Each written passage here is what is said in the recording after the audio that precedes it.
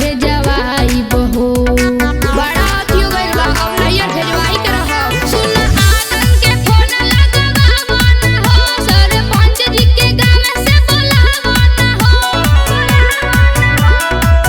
छोड़ दे बचुट पुट लागे प्यार कर पारू से छोड़ दे बचुट पुट लागे